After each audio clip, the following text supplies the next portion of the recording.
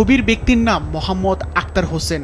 খাগড়াছড়ির সাবেক জেল সুপারের বিরুদ্ধে কারাগারের ভেতরে সিট বাণিজ্য সহ নানা অনিয়মের অভিযোগ প্রমাণিত হয়েছে, যার মধ্যে রয়েছে কয়েদিদের বিশেষ সুবিধায় জামিন এবং কারা আইন অমান্য করে দেখা সাক্ষাৎ করার সুযোগ দেওয়ার মতো ঘটনা। বর্তমানে যশোর কেন্দ্রীয় কারাগারের উপতত্ত্বাবধায়ক হিসেবে কর্তব্যরত এই জেল সুপারের বিরুদ্ধে ওঠা সকল অভিযোগ প্রমাণিত হওয়ায় তার বিরুদ্ধে শাস্তিমূলক ব্যবস্থা নেওয়া হয়েছে।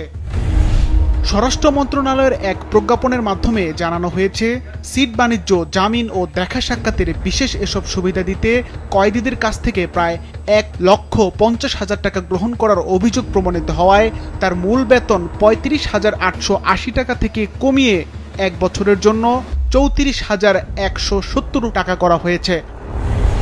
প্রজ্ঞাপনে আরও বলা হয়, 2024 সালের 3রা জুন থেকে 10ই অক্টোবর পর্যন্ত খাগড়াছড়ির কারাগারের জবা 3, রজনীগন্ধা 2 এবং ডালিয়া 4 নম্বর ওয়ার্ডের অসংখ্য কয়েদিদের সাথে সিট বাণিজ্য, জামিন ও দেখা সাক্ষাতে অনৈতিকভাবে 1.5 লক্ষ টাকা জোরপূর্বক আদায় করেন তিনি।